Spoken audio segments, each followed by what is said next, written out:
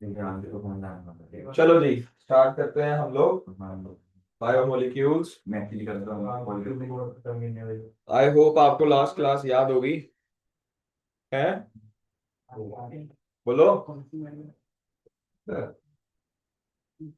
बोलो हरमन भाई, last class में 12 बजे तक आ जाना। बुरी बात है भाई, आना चाहिए। हाँ मैं बिल्कुल भाई, मेरे को पता था भाई, हम बिल्कुल पढ़ा रहे हैं। बताया चलो चलो कोई बात नहीं।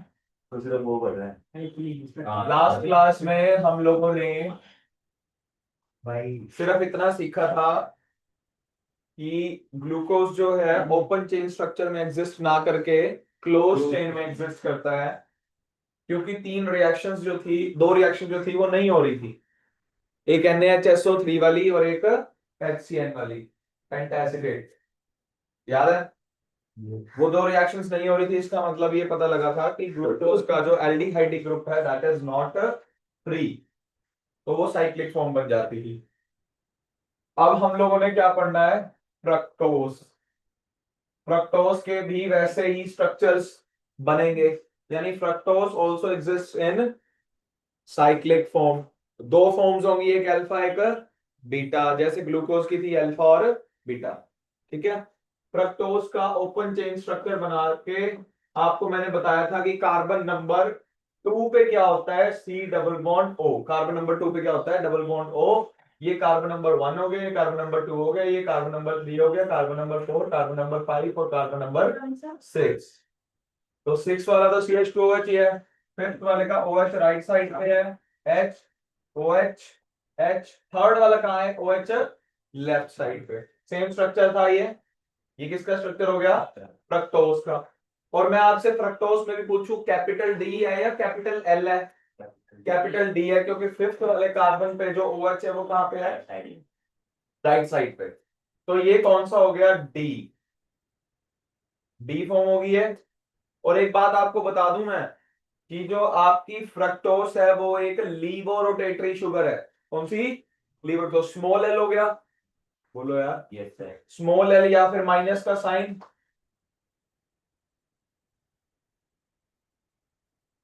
ठीक है जी। अगर मैं इसकी एल फॉर्म की बात करूं, अगर मैं इसकी एल फॉर्म की बात करूंगा तो जो OH है वो कहां पे आना चाहिए, फिफ्थ वाला जो OH है वो कहां पे आना चाहिए, लेफ्ट साइड पे। Very good.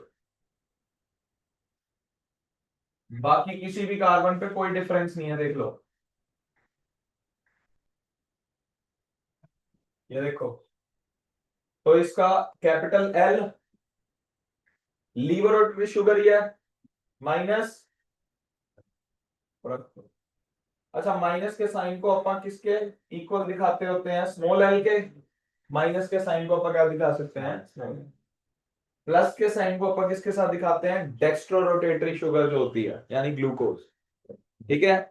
ऐसे ही ये वाली रिएक्शंस भी कंफर्म करी और ये पता लगा कि ओपन चेन स्ट्रक्चर में एग्जिस्ट ना करके कौन से स्ट्रक्चर में एग्जिस्ट करता है, साइक्लिक।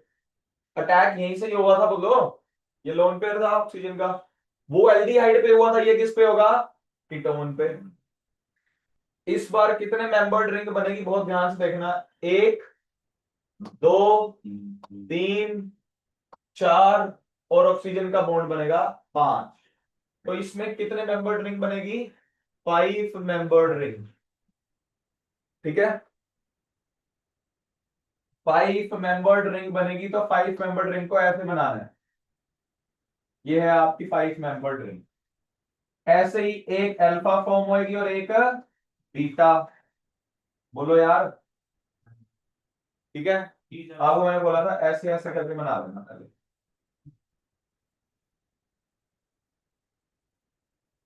जहां पे आप लिखोगे CH2OH,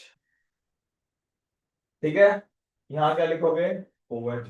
this is carbon number 1, this is carbon number 2, this is carbon number 3, carbon number 4, carbon number 5 और कार्बन नंबर 6। ठीक है। ये H होगा। थर्ड वाला OH कहां होता है, लेफ्ट। लेफ्ट का मतलब अबव, बोलो। लेफ्ट का मतलब अबव होता है ना, तो लेफ्ट साइड होता है, तो ये OH इधर आ जाएगा। बाकी H। आपको एक चीज सिखाई थी कि OH नीचे, तो अल्फा, वो कार्बन नंबर 1 पे सिखाई थी, किस पे, कार्बन नंबर 2 पे। OH नीचे क्या होता है, अल्फा, यानी अल्फा डी माइनस फ्रक्टोस।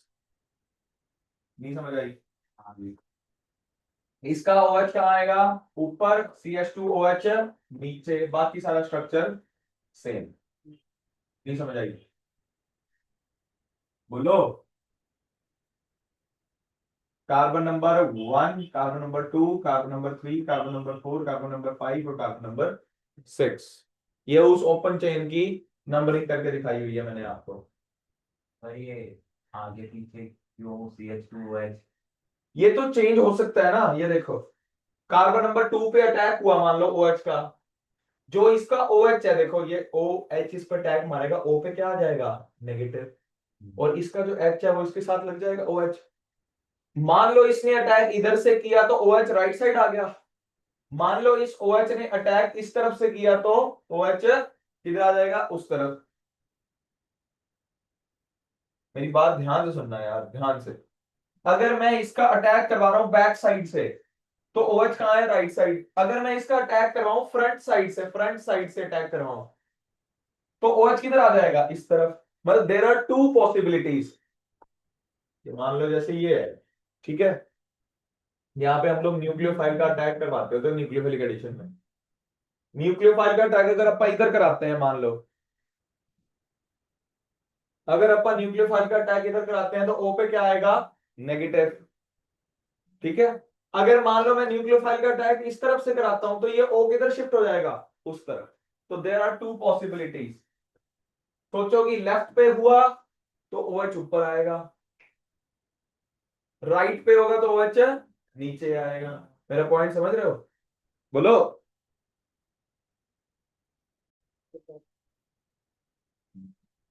चले यार, ये दोनों चीजें क्लियर है। अब OH कहाँ है, ऊपर की तरफ। OH ऊपर होता है तो उसको कौन सी फॉर्म बोलते हैं, बीटा फॉर्म। तो बीटा डी माइनस फ्रक्टो, ठीक है। मेरी बात ध्यान से सुनना। ये जो जनरल स्केलेटन होता है ना, ये वाली चीज जो होती है, इसको बोलते हैं फ्यूरानोस। क्या बोलते हैं, फ्यूरानोस फॉर्म। याद है अपन ने उसकी भी बनाई थी, पायरानोस फॉर्म थी ग्लूकोज की। ये पायरानोस, वो वाली पायरानोस फॉर्म थी ना, ये फ्यूरानोस फॉर्म है। तो इसका दूसरा नाम क्या हो जाएगा, बीटा डी फ्रक्टो फ्यूरानोस। समझ आई? 6 मेंबर्ड वाली को बोलते हैं पायरान रिंग, 5 मेंबर्ड वाली को क्या बोलते हैं, फ्यूरान रिंग। तो इसको हमने ये वाली जो फॉर्म्स हैं ग्लूकोज फ्रक्टोज की जो फॉर्म्स हैं वो कौन सी हैं, furanose form. Next is beta D, alpha आएगा ना इसमें, बीटा वाला तो लिख लिया अपन ने, फ्रक्टो फ्यूरानोस, ठीक है। बस एक्स्ट्रा नाम ऐड हुआ है, चाहिए वाला नाम लिख लो, चाहिए वाला। उसके लिए क्या था, ग्लूकोपायरानोस, ग्लूकोपायरानोस अल्फा और बीटा साथ थे। इसके लिए कौन सा आ गया, फ्रक्टोफ्यूरानोस, ठीक है। ये आपकी होगी साइक्लिक फॉर्म, इसके स्ट्रक्चर्स बनाने हैं आपने। अब हमने मोनोसैकेराइड्स पढ़े, ग्लूकोज और फ्रक्टोज, ठीक है। अब हम पढ़ेंगे डाइसैकेराइड्स, इनके बीच में लिंकेज कैसी होगी। डाइसैकेराइड्स, डाइसैकेराइड्स में माल्टोस किया था हमने, लैक्टोस किया था हमने, और हमने किया था स्यूक्रोज। सबसे पहले हम सीखते हैं क्या, माल्टोस। माल्टोस से जब हम लोग उसकी हाइड्रोलिसिस करते थे तो क्या बनता था, ग्लूकोज प्लस ग्लूकोज। तो ग्लूकोज का अपन फॉर्म बना लेते हैं।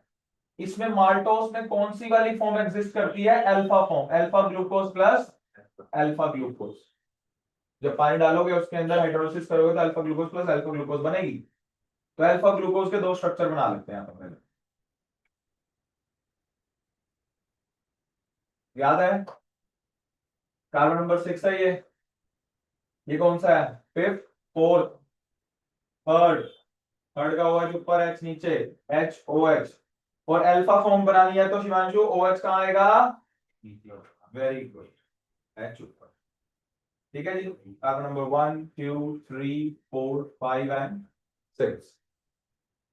ऐसे ही एक और दूसरा स्ट्रक्चर बनाना पड़ेगा अपने को, समझ रहे हो मेरा पॉइंटर? अरे दो फॉर्म बनेगी ना, दो। Alpha glucose plus alpha glucose लिखा हुआ है। ये बीटा वाली होगी। बेटा दोनों ही अल्फा है यार। अच्छा ठीक है भाई। तो वही है, और ये अल्फा फॉर्म में बनती है हमारे पास में। हाँ हाँ। H ऊपर OH नीचे, ये भी क्या होगी? Alpha form. नहीं आया क्या?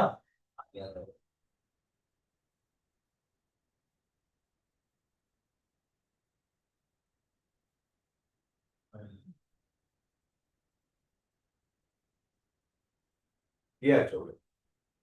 क्लियर है? अब सी, ये जो है जुड़ेंगे कैसे? Alpha glucose plus alpha glucose तो तब बनेगा ना जब पानी डलेगा। इसका कॉम्बिनेशन क्या कहलाता है? माल्टोस। करना क्या है, एक का कार्बन नंबर 1 और दूसरे का कार्बन नंबर 4। समझ रहे हो मेरा पॉइंट? एक का कार्बन नंबर 1 और दूसरे का कार्बन नंबर 4, क्या निकल गया यहां से? समझ आया? हाँ जी।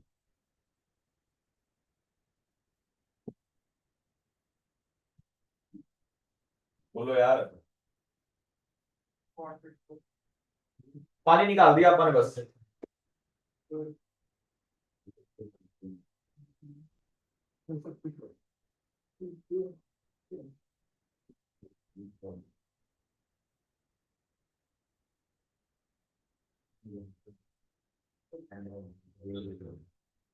कोई बात नहीं।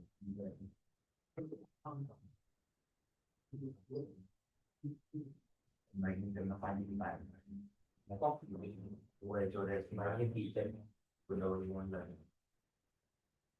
यहां से पानी निकल गया, जैसे ये बॉन्ड बचा, इसमें से क्या बचा है? O बचा है। O यहां पे लिख दूं और ये पूरा का पूरा जोड़ दूंगा। ठीक है? अब सही सा नहीं लगा तो मैं पता क्या चाहता हूं कि O ना सेंटर में आ जाए। अरे ये साझा O हो गया ना, इसके साथ भी है और इसके साथ भी है। समझ आया? C1C4 लिंकेज, क्या बोलोगे इसको? एक कार्बन की 1 है, दूसरे कार्बन की 4 है।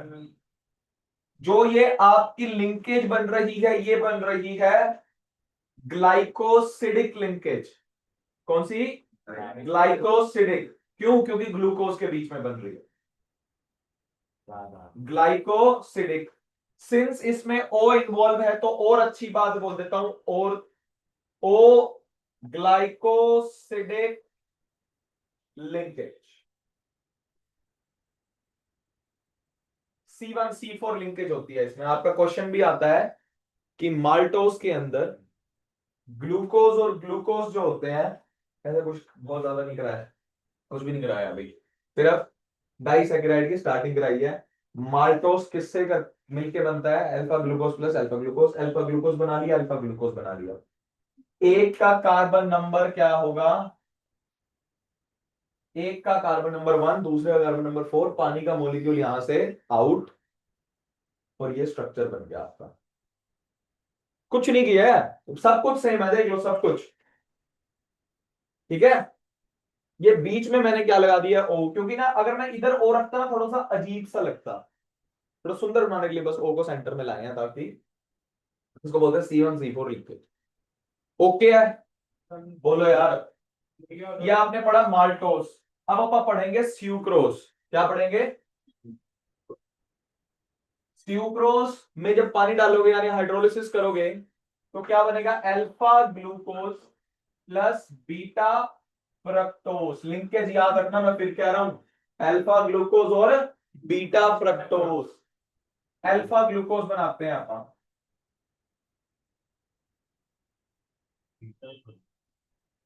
अल्फा ग्लूकोज ऐसे ही बनेगा, HOH HOH OH HOH।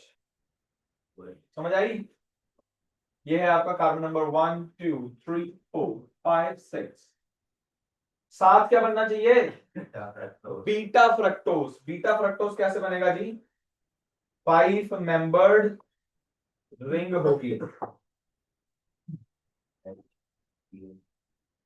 5 membered क्या होगी? रिंग। बहुत ध्यान से देखना। ये है आपका कार्बन नंबर। बीटा बनाना, बीटा यानी OH कहां आना चाहिए? ऊपर। OH ऊपर, CH2OH नीचे। ठीक है। ये है कार्बन नंबर 1, ये है कार्बन नंबर 2, ये है कार्बन नंबर 3, ये कार्बन नंबर 4, ये कार्बन नंबर 5 और ये CH2OH इस कार्बन नंबर 6। नहीं आया? या आ गया? क्लियर है? Yes sir. थर्ड वाला का OH ऊपर है, H नीचे है। याद है ग्लूकोज या फ्रक्टोज में थर्ड वाला कार्बन कहाँ होता था? थर्ड वाले का जो कार्बन पे OH होता था वो कहाँ होता था? लेफ्ट साइड होता था, लेफ्ट साइड। लेफ्ट को क्या सिखाया था? अबव। ये उसको बनाया। ठीक है। OH है। इसमें कौन सी लिंकेज होगी? C1C2 linkage. कौन सी? ग्लूको, ये अल्फा ग्लूकोज बन गया क्या? और ये क्या बन गया? Beta fructose. इसका OH और इसका पानी नहीं आया? आ गया। आ गया।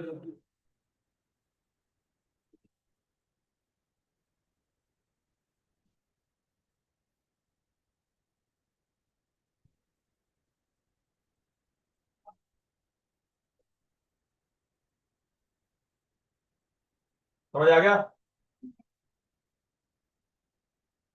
यानी कि अब अपने को क्या करना पड़ेगा? इसका OH तो हट गया और इसका क्या हट गया? H हट गया। तो अपने को बीच में क्या दिखानी पड़ेगी? ओ ग्लाइकोसिडिक लिंकेज। ये देखो, ये लगी C1C2। समझ आई? समझ गया सर। पक्की बात है। C1C2 linkage. Yes. Alpha glucose होना चाहिए और बीटा फ्रक्टोज होना चाहिए। एक मस्त चीज बताता हूं, देखो। आपको क्या बोला था मैंने? एल्डिहाइडिक ग्रुप अगर फ्री है तो वो टॉलेंस टेस्ट को क्या करेगा? रिड्यूस करेगा। आज तो हमें ये पता लग गया भाई कि एल्डिहाइडिक ग्रुप फ्री तो है ही नहीं। वो तो किसके साथ है कॉम्बिनेशन में? साइक्लिक स्ट्रक्चर बना हुआ है वो तो। पहले ये चीज प्रूव हो गई थी। तो कार्बन नंबर 1, कार्बन नंबर 1 का OH, दोनों स्ट्रक्चर्स में से कार्बन नंबर 1 का जो OH है अगर वो फ्री है तो वो रिड्यूसिंग है। किसी भी स्ट्रक्चर में कार्बन नंबर 1 पे अगर OH फ्री है तो वो रिड्यूसिंग है। अब एक बात बताओ, इसका कार्बन नंबर 1 तो काम में लगा हुआ है। अब चेक करेंगे कौन सी शुगर रिड्यूसिंग है, कौन सी नॉन रिड्यूसिंग है। समझ रहे हो? कार्बन नंबर 1 का OH काम लगा हुआ है तो है ही नहीं। देखो 1 का OH है ही नहीं। लेकिन इधर से देखो, इधर है। अगर तुम टॉलेंस टेस्ट डालोगे तो कार्बन का OH क्या है? फ्री। कार्बन नंबर 1 पे जो OH है वो क्या है? फ्री, यानी फ्री हाइड्रोक्सिल ग्रुप है। Free hydroxyl group at carbon number 1। यानी ये क्या कर देगा? रिड्यूस कर देगा टॉलेंस टेस्ट को। तो जो आपकी माल्टोस है, तो जो आपकी क्या हुई? माल्टोस, वो क्या हुई? Reducing sugar. याद आया मैंने क्यों लिखवाया था ये? अब देखो स्यूक्रोज नॉन रिड्यूसिंग क्यों है? आपने मेरे से उस दिन भी पूछा था तो मैंने बताया था आपको जनरल। अब देखना, मैंने बोला था दोनों में से किसी भी कार्बन का OH क्या हो अगर फ्री इसमें नहीं है इसमें कोई फ्री? बताओ मेरे को। अच्छा, वो तो ये फोर्थ है, ये फिफ्थ है। समझ रहे हो मेरा पॉइंट? लिंकेज होगी ना इनके बीच में, आपस में क्या होगी? लिंकेज। अब OH तो फ्री है नहीं, नो फ्री हाइड्रोक्सिल ग्रुप। क्या दो यार, तो क्या कौन सी शुगर होगी? Non reducing. अब अपन क्या पढ़ेंगे? लैक्टोस। क्या पढ़ेंगे? लैक्टोस में पानी डालोगे तो क्या बनेगा? Glucose plus galactose. नहीं आया? इसमें भी C1C4 लिंकेज ही होती है।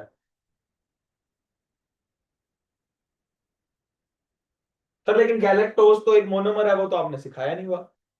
लो भाई, अब हम लोग क्या करेंगे, गैलेक्टोज बनाएंगे। पहले आपने पता क्या करना है, पहले आपने बनाना है ग्लूकोज। क्या बनाना है,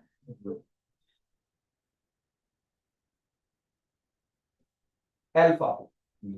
OH कहां रखूंगा, नीचे। कार्बन नंबर 2 का OH नीचे, कार्बन नंबर 3 का OH ऊपर। जो फोर्थ कार्बन होता है ना मेरे भाई, ग्लूकोज के अंदर जो फोर्थ कार्बन होता है उसका OH लेफ्ट साइड पे, राइट साइड पे होता है, याद करो ग्लूकोज का। हाँ, HOH नीचे ही, अभी तो किया हमने, ये देखो। ग्लूकोज का OH कहां होता है, पूरे स्ट्रक्चर में कोई डिफरेंस नहीं है, लेकिन कार्बन नंबर फोर्थ है ना जो, उसका OH अगर ऊपर चला जाए तो उसको क्या बोलते हैं, गैलेक्टोज। बाकी सब सेम, सब कुछ जो आपका दिल करे, सेम ग्लूकोज का स्ट्रक्चर होता है बेटा, सेम। बस फोर्थ वाला कार्बन कहां, कार्बन पे जो OH है वो कहां चला जाता है, ऊपर। ऊपर यानी कि लेफ्ट, ऊपर यानी कि लेफ्ट।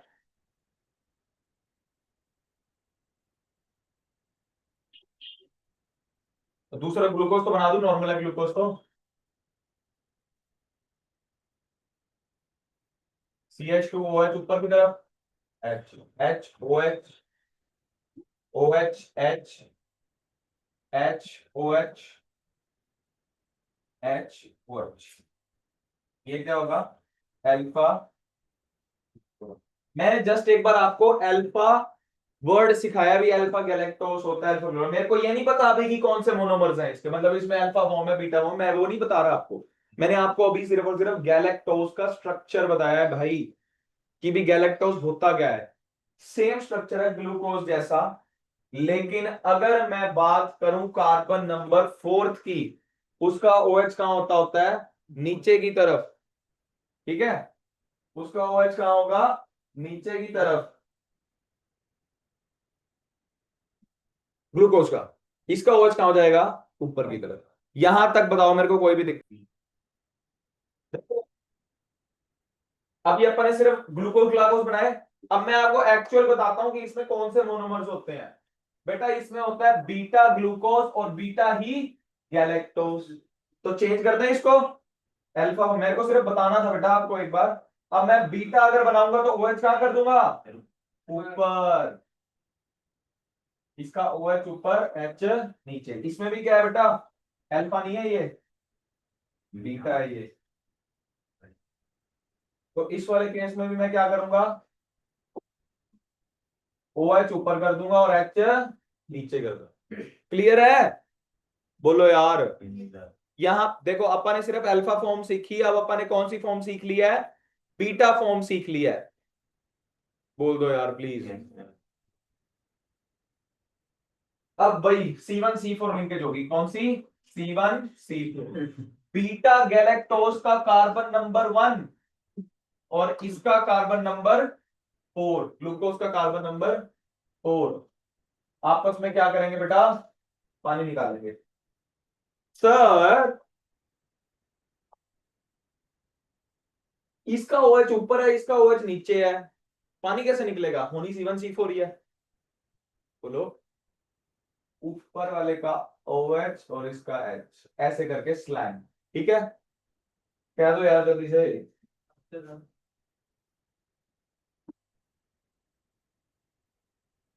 अब मेरे को लूंगा मैं इसका, दोबारा थोड़ी तो करेंगे। तो ऐसे बनाएंगे हम। ओ शिट, क्यों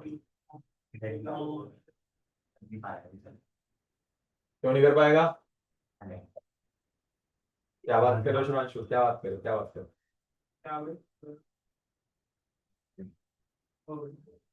बोलो यार।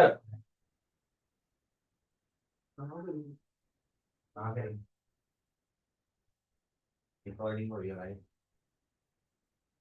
ये भी रिकॉर्डिंग।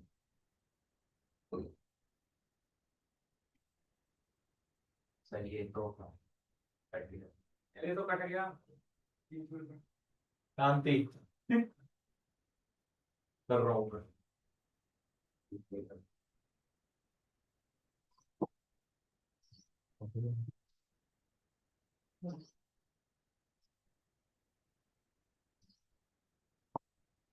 चलो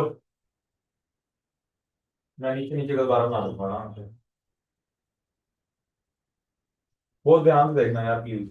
ये एच ऊपर है, इसका ओ एच कहाँ आएगा, नीचे।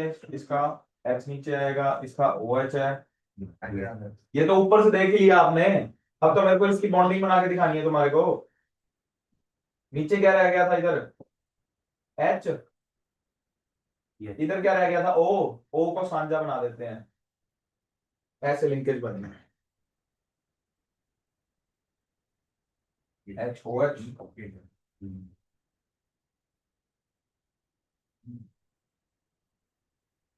एच ओ एच, ये ओ एच। बाकी कोई फर्क नहीं पड़ता किसी भी चीज से। समझ आया है? इस पूरे स्ट्रक्चर को क्या बोल दोगे, इस पूरे स्ट्रक्चर को क्या बोल दोगे? C1 C4 लिंकेज हुई है और ग्लाइकोसिडिक लिंकेज ही हुई है। इसको बोलेंगे अपन गैलेक्टोज। जब पानी डालोगे इसके अंदर तो ये बन जाएगा, अलग अलग मोनोमर्स बन जाएगा। ठीक है। ऐसे इस पूरे को क्या बोलेंगे अपन, सुक्रोज। जब कंबाइंड फॉर्म में है क्या करोगे कर, इसको क्या बोलोगे, माल्टोज। तो क्या बोलोगे, माल्टोज। ऊपर वालों को अलग अलग। क्लियर है? Yes sir. प्लीज जल्दी बताओ यार। सर आपने पूरे को क्या लैक्टोज बोलने बोला? Sorry, lactose. मैं बैड। पूरे को अपन क्या बोलेंगे, लैक्टोज, क्योंकि ये तो कंबाइंड फॉर्म होगी। क्या हो गया? सर आपकी गलती है इसमें। तो फिर क्या हो गया, बोल दो यार। Yes sir. देख लो एक बार। चलो यार, अब हम लोग करेंगे पॉलीसेकेराइड। ओके। पॉलीसेकेराइड में मैंने आपको कौन कौन से बताए थे, सेल्यूलोज और स्टार्च और ग्लाइकोजन। बोलो यार। सबसे पहले हम देखते हैं। अब पॉलीमर का, पॉलीसेकेराइड का क्या मतलब हो गया कि वो यूनिट जो दो दो थे ना, जैसे डाइसेकेराइड में देखा अपन ने 2 यूनिट्स थे, ट्राई में 3 हो जाएंगे, पॉली में क्या हो जाएंगे, बहुत सारे। ठीक है। तो अब देखो पॉलीसेकेराइड में सबसे पहले अपन बनाते हैं सेल्यूलोज। सेल्यूलोज किसका पॉलीमर है, बीटा ग्लूकोज का। यानी इसमें सारे के सारे यूनिट्स जितने प्रेजेंट होंगे वो सारे क्या होंगे, बीटा ग्लूकोज। और बीटा ग्लूकोज का स्ट्रक्चर आपको बनाना आता है। ठीक है। ओएच कहां होगा, बस, बाकी तो कोई चक्कर ही नहीं है।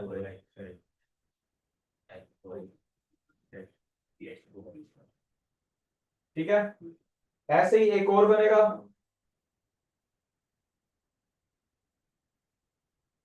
बोलो यार। ये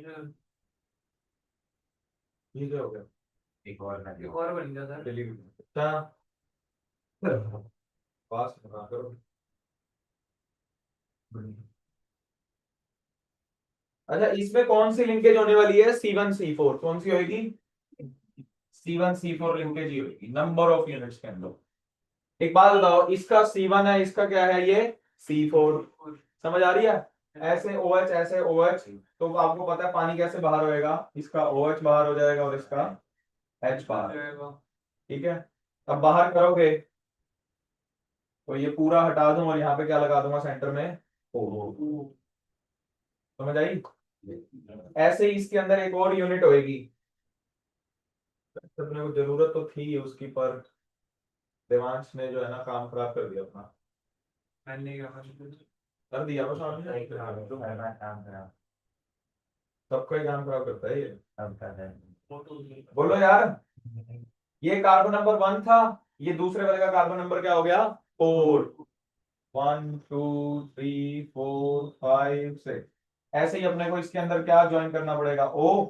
इसका OH होएगा, यहाँ पे OH था ना, तो मैंने हटा दिया, इधर से मैंने ये हटा दिया। अब अपन इन दोनों के बीच में क्या लगा देते हैं, O लगा देते हैं। ऐसे तो ऐसे लंबी लंबी लंबी लंबी लंबी चेन बनी हुई है इसकी। ओके है। अब देखो कहने का मतलब ये वाला मॉलिक्यूल भी बिजी है, कार्बन नंबर 1 ना, ये अगले किसी बंदे के साथ कनेक्टेड होएगा। अपन यहाँ पे N लिख देते हैं अभी, N नंबर। इधर भी क्या होएगा, ये फोर्थ वाला में क्या होएगा, टी नहीं होएगा, देखो बिजी होएगा ये भी। इसको ऐसे ओ करके ऐसे लिख देते हैं एन। क्या इसमें कार्बन नंबर 1 फ्री है, कहीं पे भी देखना। नहीं, कार्बन नंबर फ्री नहीं है, तो शुगर कौन सी है, रिड्यूसिंग या नॉन रिड्यूसिंग, अगर non non reducing, that is why cellulose is non reducing. Clear है, बोलो यार। Yes sir. ये जैसे बीटा ग्लूकोज का पॉलीमर बना, इसको अपन क्या बोलेंगे, सेल्यूलोज। अब अगला बनाते हैं अपन, अगला बनाएंगे अपन क्या, स्टार्च, बहुत इंपॉर्टेंट है ये।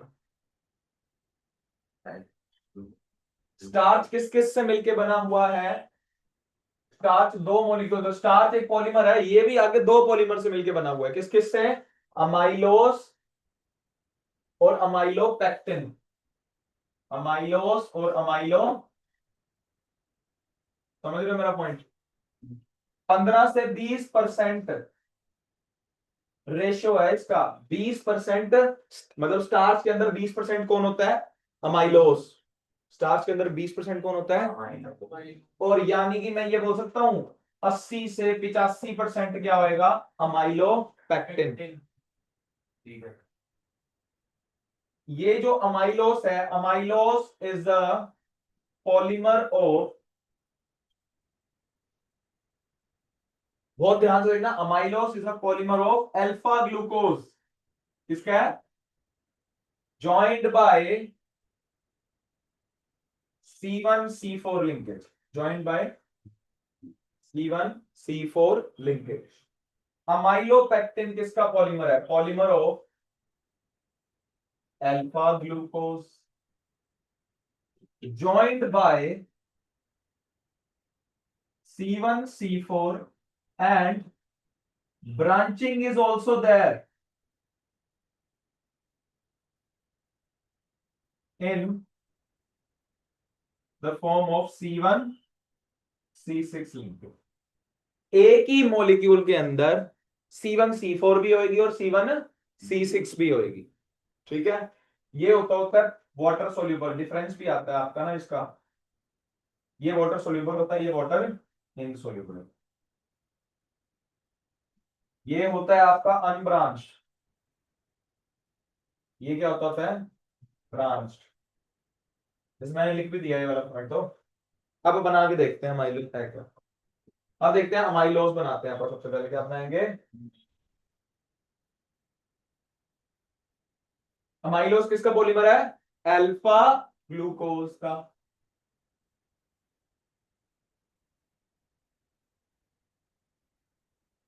अल्फा है तो OH नीचे, किस पे, कार्बन नंबर 1।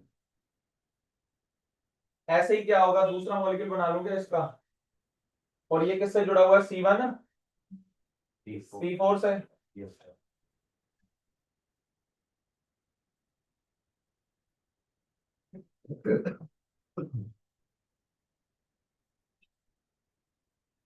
मजेदार चीज आएगी, देखो इसका, इसका OH और इसका पानी, C1C4 ही चल रही है, 1 2 3 4 5 6, 1 2 3 4 5 6, 1 2 3 4 5 6, 1 2 3 4 5, नहीं लगी ये बड़ी, मैं कुछ ना फिर,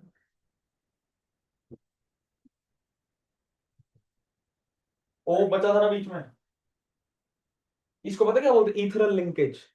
ईथरल लिंकेज होती है, glycosidic linkage is a type of ethereal linkage. देखो यार, ROR, ROR क्या हो गया, ईथर, नहीं आया, तो हर एक के बीच में मैं ये हटा दूं और O,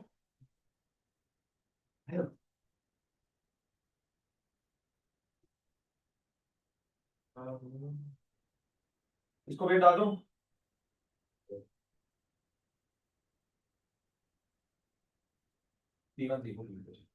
अब एक बात बताओ बेटा, ये वाली जो OH होगा, ये वाला OH, ये किसी दूसरे बंदे के साथ कनेक्टेड होगा ना आगे, फ्री थोड़ी होगा ये, तो पॉलीमर है ये, तो N डाल देता हूं, ठीक है। ऐसे ही इसका चौथा कार्बन इस तरफ से भी तो कनेक्टेड होगा किसी ना किसी चीज से, तो इसको भी इधर क्या डाल देता हूं, N क्या कोई कार्बन नंबर 1 फ्री है, OH फ्री है उसका, कार्बन नंबर 1 पे जो OH वो फ्री है नहीं, तो ये एक तो क्या हो गया, ये क्या हो गया अमाइलोस, तो अमाइलोस एक नॉन रिड्यूसिंग शुगर है। एक बात बताऊं, all polysaccharides are non reducing, क्योंकि किसी का भी कार्बन नंबर 1 फ्री नहीं है। ठीक है जी, इतना ही याद रखना फिलहाल। समझ आ गई C1C4 लिंकेज, बोलो। नहीं आई? पक्का आ गई? आगे करो। यार अपन इसको दूसरे पेज पे कॉपी पेस्ट कर सकते हैं? नहीं कर सकते ना? तुम आउट करके इसी पे कर दो। वरना मजा नहीं आया। हाँ स्वाद नहीं आएंगे, मजा तो चलो अलग बात है, करके देखते हैं अगर हो जाए तो।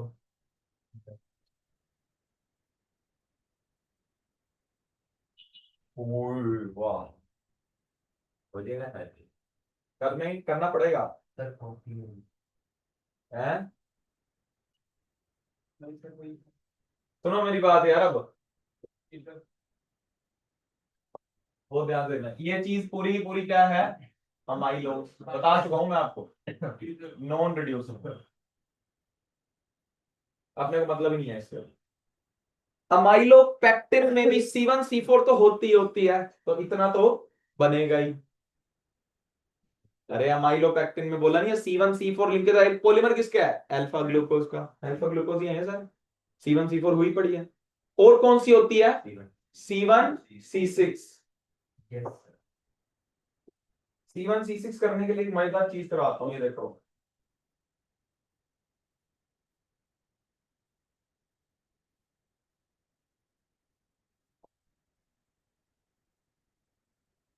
अपन ग्लूकोज का मॉलिक्यूल बना रहे हैं, और कौन सा बनाएंगे, अल्फा ग्लूकोज।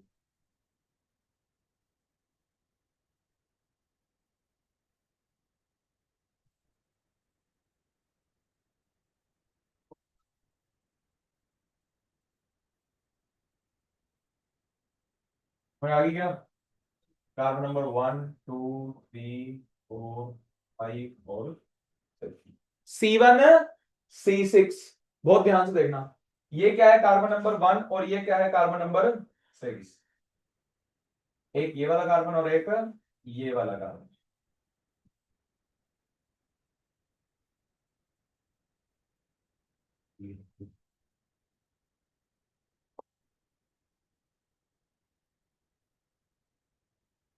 पानी नहीं आया, आ गया। समझ आया।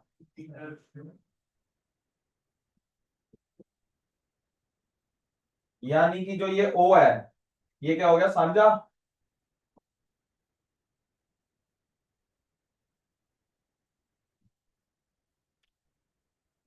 ये ऐसे थोड़े थोड़े यूनिट्स के बाद ब्रांचिंग होगी, इस पूरे को बोलते हैं, जैसे ये मैंने एक ब्रांचिंग करके दिखाई है, इसमें क्या होता है, हर 24 से 30 यूनिट के बाद ब्रांचिंग होती है। क्या होती है, यानी मान लो जैसे 24 यूनिट अरेंज हुए हुए हैं, यस सर।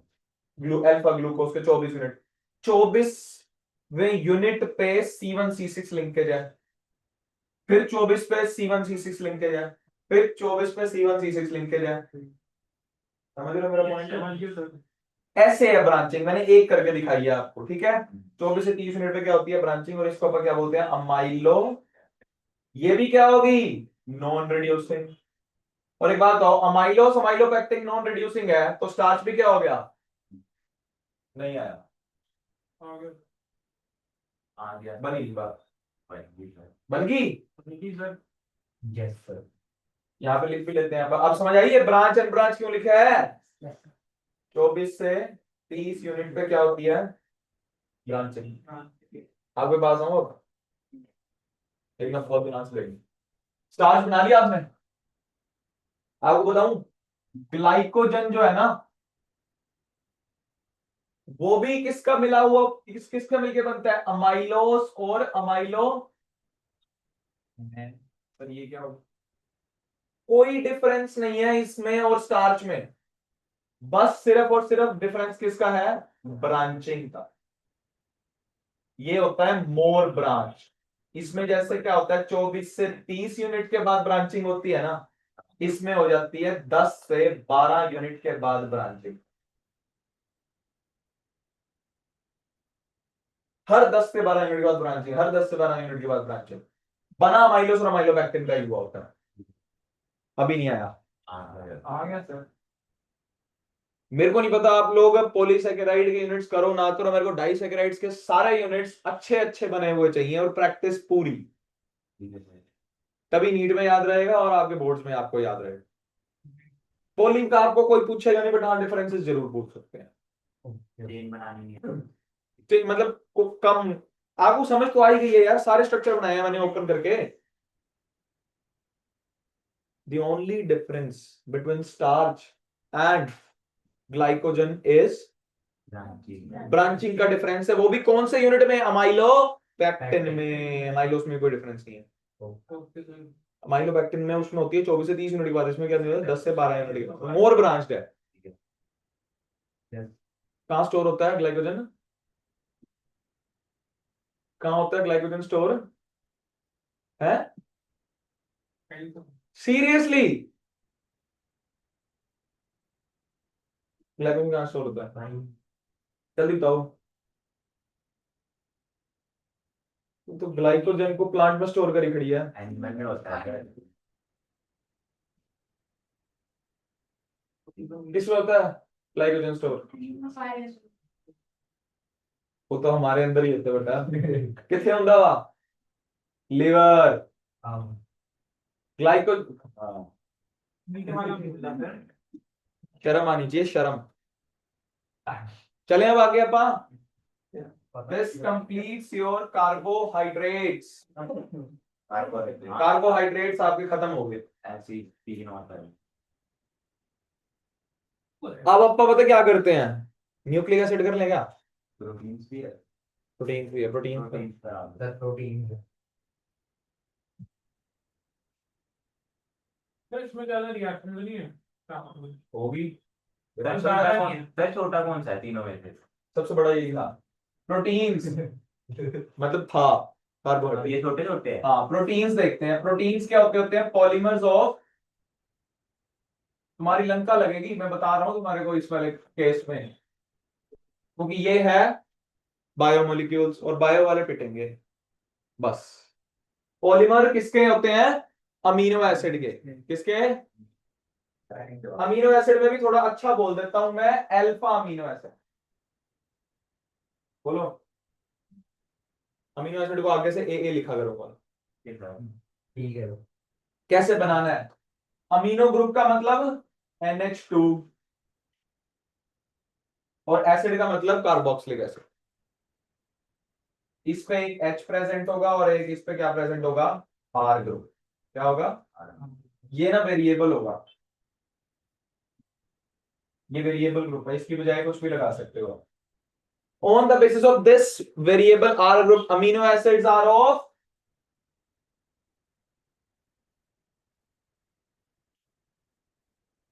20 टाइप्स।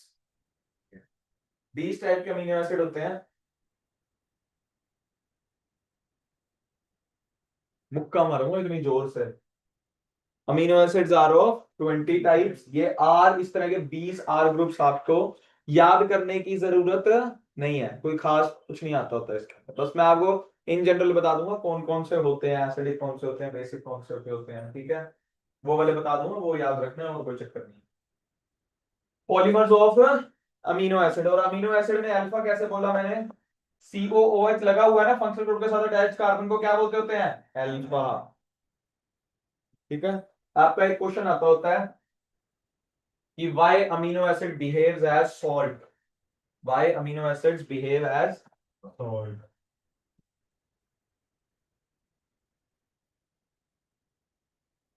क्योंकि इसमें एसिडिक कंपोनेंट भी है और बेसिक कंपोनेंट भी है। सबने मेरे साथ प्रोटॉन ट्रांसफर वाली रिएक्शन की हुई है ना कि H पॉजिटिव क्या हो जाता है? ट्रांसफर हो जाता है। ये जो इसका COOH का OH है ना, वो H इस पे ट्रांसफर हो जाता है NH3 पॉजिटिव। क्यों? नाइट्रोजन क्या है? बेसिक। ये क्या है? एसिडिक। तो ये H पॉजिटिव इसको अपनी तरफ खींच लेता है NH3 पॉजिटिव। इसको क्या बोलते हैं हम लोग? Zwitter ion. Zwitter ion structure of amino acid, ये भी बनाते बोलते होते हैं, बनाने के लिए भी क्वेश्चन आता है। Draw the zwitter ionic structure of alpha amino acid. अब इसमें आर बहुत सारे आपके अमीनो एसिड्स होंगे, ठीक है, बहुत सारे ऐसे, मतलब 20 on the basis of this variable R group. वैसे तो आप खुद भी सिंथेसाइज करो, नेचुरली अकरिंग 20 अमीनो एसिड्स, ठीक है। तो ये आर ग्रुप हो गया, ज्विटर आयनिक स्ट्रक्चर हो गया, और why amino acid behave as salt, ये स्ट्रक्चर बना के दिखाना है ना, क्या लिखना है इसमें? एसिडिक कंपोनेंट है और बेसिक कंपोनेंट है। इसकी जो पीएच होएगी ना, खुद बताओ आप क्या होएगी?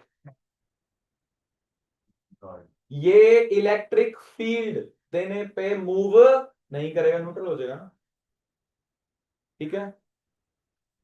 On the basis of this, अगर आर जो है ना, आर आपका एच है, क्या है? एच। यानी इसमें अगर आर एच हो गया, एक चीज सोचो, तो ये दोनों के दोनों एच क्या हो गए? मतलब एक कार्बन में दो ग्रुप सेम हो गए। आप बोल सकते हैं कि फिर जो अमीनो एसिड बनेगा वो ए कायरल बनेगा।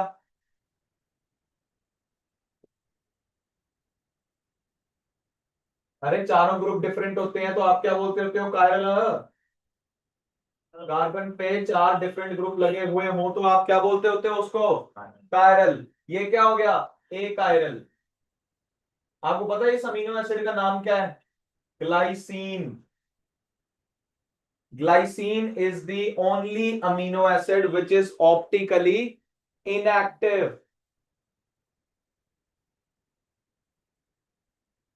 अमीनो एसिड कौन सा ऑप्टिकली इनएक्टिव होगा? Glycine, only amino acid. अब इसमें आर ग्रुप तो क्या हो जाएगा? बाकियों में तो डिफरेंट हो सकता है, मान लो आर की जगह CH3 लग गया, तो चारों ग्रुप क्या हो गए? डिफरेंट। समझ रहे हो मेरा पॉइंट?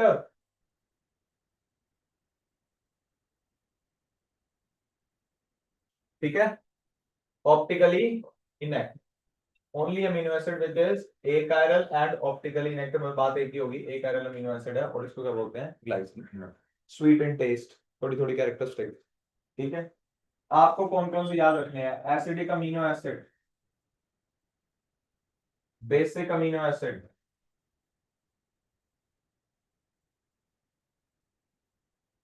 और आपने क्या याद रखोगे आप?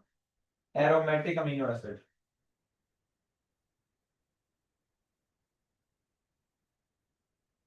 देखो मैंने ऐसे एसिडिक वालों के लिए क्या क्या है, एक होता है डी, एक होता है ई। हर एक अमीनो एसिड के लिए सिंगल अल्फाबेट दिया हुआ है जो उस अमीनो एसिड को रिप्रेजेंट करता है। तो डी जो है, डी वो शो करता है किसको? Aspartic acid. किसको? और ई जो है वो किसको शो करेगा? ग्लूटामिक एसिड को। ये अमीनो एसिड्स हैं ये दोनों, एसिडिक वाले।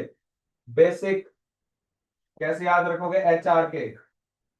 H is histidine, R is arginine, K is lysine. Amino acid को कैसे याद रखोगे? Aromatic amino acid, why. इससे क्या होता है? फिनाइल एलानीन, इसको बोलते हैं टायरोसिन, इसको बोलेंगे ट्रिप्टोफैन, ठीक है। ये याद होने चाहिए आपको।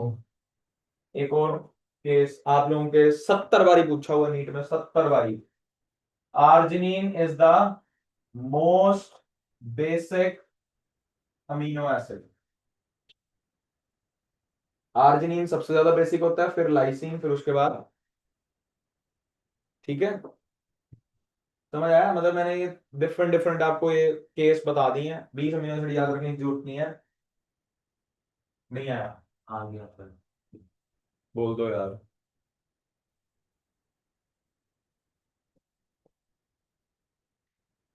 अमीनो एसिड और भी होते हैं, उसकी दूसरी क्लासिफिकेशन, असेंशियल अमीनो एसिड और नॉन असेंशियल अमीनो एसिड। बोलो यार, डेफिनेशन क्या होगी नॉन एसेंशियल की? एसेंशियल अमीनो एसिड्स कौन से होते हैं और नॉन एसेंशियल कौन से होते हैं? क्या डेफिनेशन दोगे? और कोई बता दे मेरे को, बताओ। क्या तुम लोग सच में पागल हो गए हो क्या यार?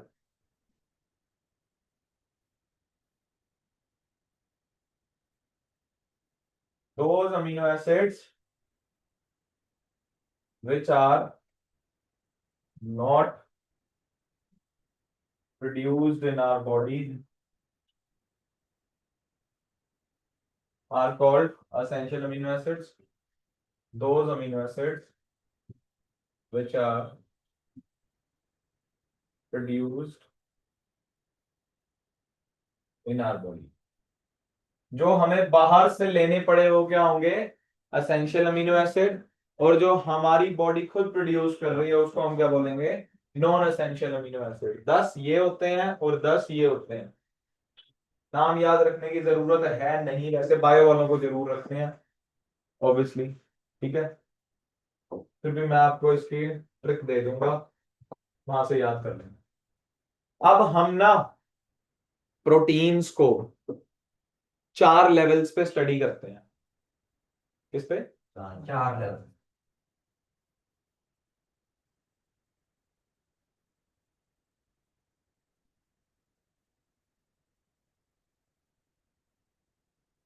पहला जो लेवल होएगा उसको बोलते हैं अपन प्राइमरी लेवल, या बोलते हैं प्राइमरी स्ट्रक्चर ऑफ प्रोटीन।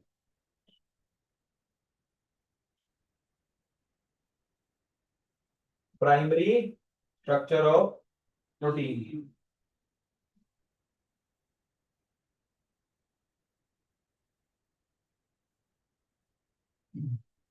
ये मान लो मैंने कोई R1 ले लिया और ये मान लो मैंने कोई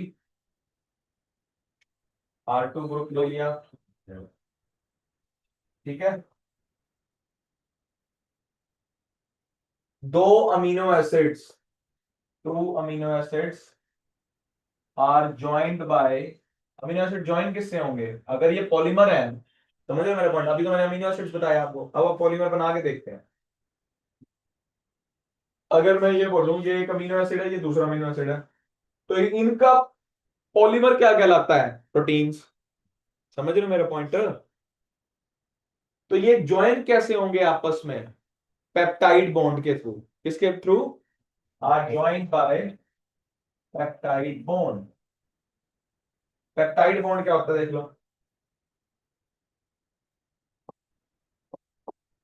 सी double bond O O H N H H. कोई दिक्कत तो नहीं? मैंने NH2 खोल दिया, COH खोल। पानी बाहर,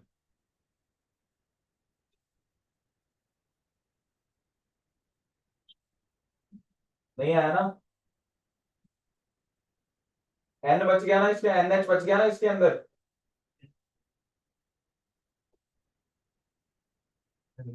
सी डबल बॉन्ड O, पास लिख दो इसको थोड़ा सा, तभी सही रहेगा, वरना थोड़ा सा अजीब लगेगा। और H जो बना हुआ था वो बना हुआ था, इसको क्या बोलते हैं? Amide bond. क्या बोलते हैं? Amide bond. सिंस प्रोटीन्स के बीच में बन रहा है तो पेप्टाइड। ठीक है, बोलो। ठीक है सर। क्लियर है? ये हो गया 2 अमीनो एसिड किससे जुड़ा हुआ है? एक पेप्टाइड बॉन्ड से। ऐसे ही मान लो N अमीनो एसिड्स हैं, तो वो किससे जुड़े होंगे? N पेप्टाइड बॉन्ड से। समझ आया? जब आपकी, जैसे ये अमीनो एसिड 1 है, इतनी सी यूनिट को अपन क्या बोलते हैं? Amino acid 1। इतनी सी यूनिट को अपन क्या बोलते हैं? Amino acid 2। Amino acid 1 is joined by PB, peptide bond to amino acid 2। ऐसे ही amino acid 3 PB peptide bond से जुड़ा हुआ है। अमीनो एसिड 4, मतलब लंबी चेन बन जाए एक, बोलो, तो उसको हम लोग बोलेंगे पॉलीपेप्टाइड चेन। क्या बोलेंगे? पॉलीपेप्टाइड के। इस पॉलीपेप्टाइड चेन को, जो अमीनो एसिड्स एक सीक्वेंस में अरेंज हुए हुए होते हैं, इसको हम क्या बोलते हैं? Primary structure of protein. समझ आ गया? Yes sir. अब हमने पढ़ना है secondary structure. Secondary structure, secondary structure में क्या करेंगे? ये पॉलीपेप्टाइड चेन तो है ही, ऐसे करके amino acid 1, amino acid 2, amino acid 3, amino acid 4, ऐसे ऐसे करके मैंने थ्रेड की फॉर्म में दिखा दिया आपको ये, ठीक है? अमीनो एसिड, मान लो कि ये ऐसे जुड़ा हुआ होगा ना पेप्टाइड बॉन्ड, बोलो। बाकी मेरे को मतलब नहीं है, बाकी यूनिट से मतलब नहीं है, ऐसे हम ये पेप्टाइड बॉन्ड है, ये पेप्टाइड बॉन्ड है, ये अमीनो एसिड, ये अमीनो एसिड 1 होगा, अमीनो एसिड 2 होगा, ऐसे करके उन दोनों के बीच में पेप्टाइड बॉन्ड बना हुआ होगा। समझ आ रही है?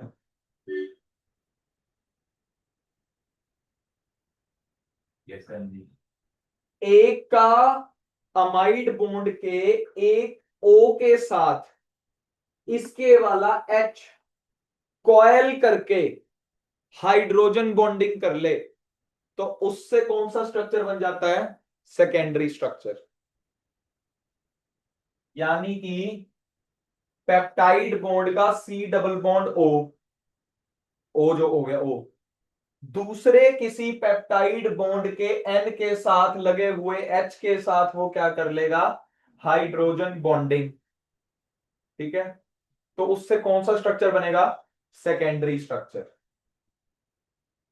दो टाइप के सेकेंडरी स्ट्रक्चर बनेंगे, एक होता है अल्फा हेलिक्स, एक होता है beta pleated sheet structure. Beta pleated sheet structure बताता हूं। अगर एक ही पॉलीपेप्टाइड चेन है, जैसे ये पॉलीपेप्टाइड चेन है मान लो, ठीक है, ये इसका ओ और दूसरे वाले बंदे किसी का एच कोयल कोयल होके अपने आपस में क्या कर ले? Hydrogen bonding. यानी इसमें कौन सी हाइड्रोजन बॉन्डिंग हुई? इंट्रामोलिक्यूलर हाइड्रोजन बॉन्डिंग हुई और कोयल कर गया राइट हैंडेड फैशन में। आपका डीएनए क्या है? राइट हैंडेड हेलिक्स है, ऐसे करके ऐसे ऐसे ऐसे करके उसको क्या बोलते हैं आप? Alpha helix. बीटा प्लेटेड में क्या होगा? एक से ज्यादा पॉलीपेप्टाइड चेन होगी, होनी इसमें भी हाइड्रोजन बॉन्डिंग है। एक बंदे का सी डबल बॉन्ड ओ का ओ, दूसरे वाले का एन के साथ वाला एच, इसमें कौन सी हाइड्रोजन बॉन्ड हो रही है? Intermolecular hydrogen bonding. समझ रहे हो मेरा पॉइंट? अगर सेल्फ खुद की चेन में आपस में हाइड्रोजन बॉन्डिंग हो रही हो in the right handed fashion और left handed fashion, but mainly क्या होती है? राइट हैंडेड हेलिक्स से बनता है, RHH, राइट हैंडेड हेलिक्स। ठीक है, तो उस प्रोटीन के स्ट्रक्चर को आप क्या बोलेंगे? अल्फा हेलिक्स स्ट्रक्चर प्रोटीन का। नहीं आया? अगर दो पॉलीपेप्टाइड चेन है, ये पॉलीपेप्टाइड चेन 1 है, ये पॉलीपेप्टाइड चेन 2 है, दो पॉलीपेप्टाइड चेन के अंदर हमारा हाइड्रोजन बॉन्डिंग हो रही है, तो कौन सा स्ट्रक्चर बनता है? Beta pleated sheet. ये शीट नहीं बन गई, देखना एक दो ऐसे शीट्स अरेंज होंगी और ये हेलिक्स बन गया। ठीक है, अल्फा हेलिक्स। क्लियर? अब अपन कर रहे हैं टर्शरी स्ट्रक्चर ऑफ प्रोटीन। क्या कर रहे हैं? टर्शरी स्ट्रक्चर में क्या होगा? 3 डिग्री लेवल पे ये पॉलीपेप्टाइड चेन है, ये पॉलीपेप्टाइड चेन है, ये पॉलीपेप्टाइड चेन है, ये पॉलीपेप्टाइड चेन है, मल्टीपल पॉलीपेप्टाइड चेन है। समझ रहे हो?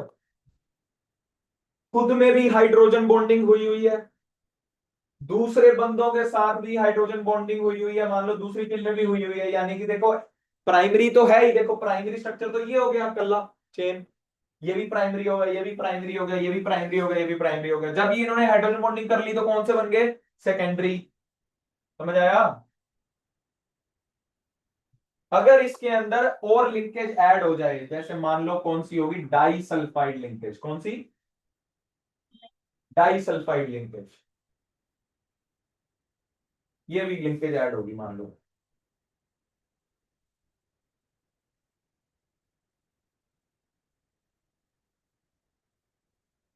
मतलब मोर लिंकेज, उसको अपन कौन सा स्ट्रक्चर बोलेंगे? Tertiary structure. यानी इसमें कौन कौन सी कौन कौन सी इंटरेक्शंस है? हाइड्रोजन बॉन्डिंग है, में कौन सी? इंटर भी है प्लस इंट्रा भी है, समझ रहे हो? इंटरमोलिकुलर हाइड्रोजन बॉन्डिंग भी है, इंट्रामोलिकुलर भी है, डाइसल्फाइड लिंकेज भी है। जी,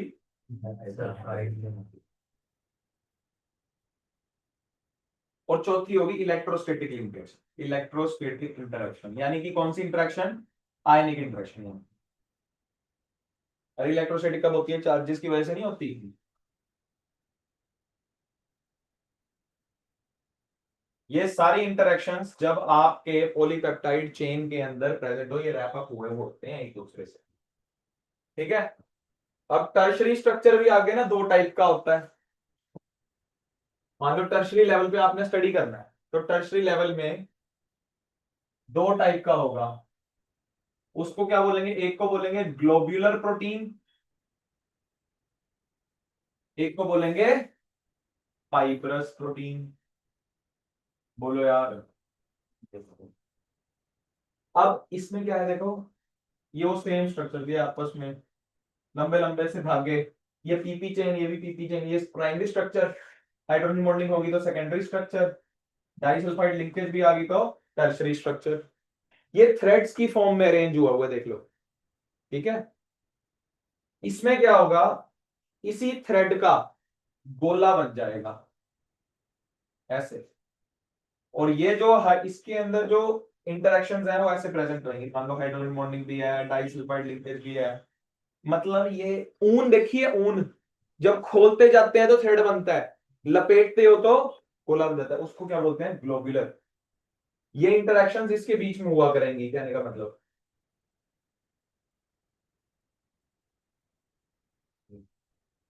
और फाइब्रस प्रोटीन जो होता है आपका, वो होता है वाटर इनसोल्यूबल। नहीं आया? और ये क्या होगा? Water soluble. यानी मैं ये बोल सकता हूं ये हाइड्रोफिलिक है, और ये हाइड्रो नहीं आया। पूछना मेरे से सवाल, पूछना इसका कोई आपको लगता हो, जल्दी बताओ।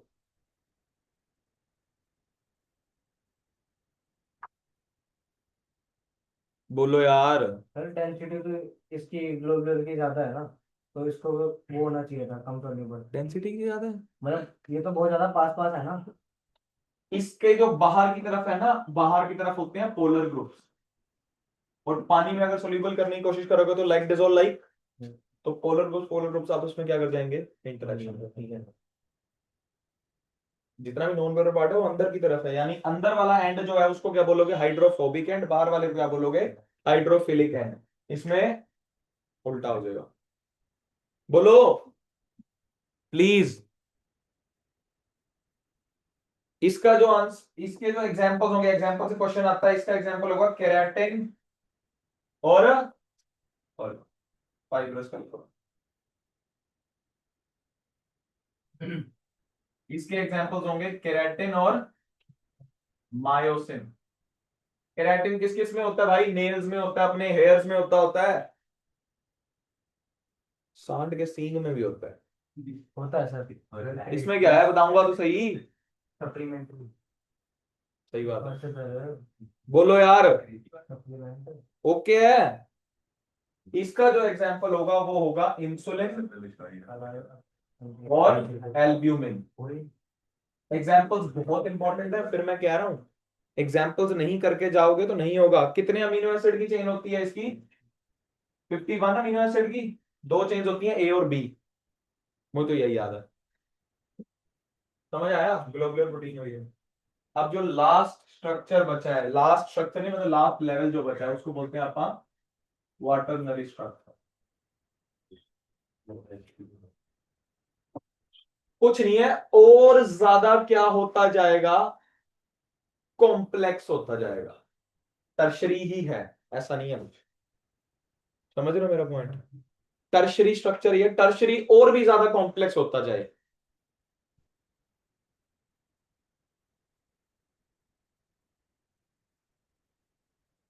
कुछ ना कुछ ऐड होके। Example is very very important, that is haemoglobin.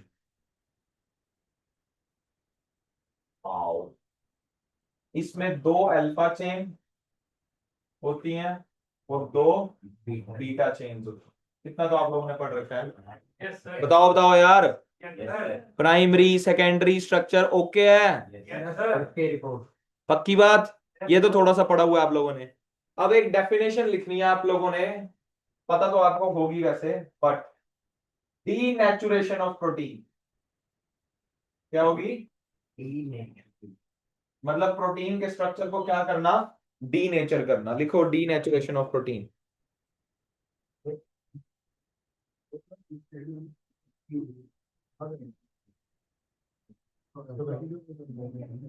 When a protein is subjected to physical damage, when a protein is subjected to physical damage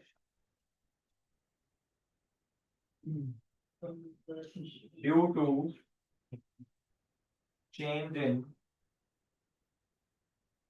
pH, temperature वगैरह वगैरह, and it gets uncoiled, is called denaturation of protein. समझ आया? Examples दो जी। Curdling of milk, boiling of egg, denature ही करते हैं हम लोग प्रोटीन को। एग में प्रोटीन होता है, हीट दे रहे हो, हीट इसमें हीट दे रहे हो, इसमें भी क्या कर रहे हो? हीट दे रहे हो। लैक्टिक एसिड जो होता है वो कन्वर्ट करता है, लैक्टिक एसिड कन्वर्ट होता है ना किसके अंदर? दूध के अंदर। कौन सा एसिड होता है? दूध के अंदर होता है या उसके अंदर होता है? कर्ड के अंदर होता है। हाँ। अच्छा एक चीज है, आपका कौन सा माइक्रो ऑर्गेनिज्म है? लैक्टोबैसिलस, भाई जब तेरे जो क्या करता है? हेल्प करता है आपके मिल्क को कर्ड बनाने में। यस सर, ये तो मिल्क शुगर को कन्वर्ट करता है ना लैक्टिक एसिड के अंदर। लैक्टोज किस में कन्वर्ट हो जाता है?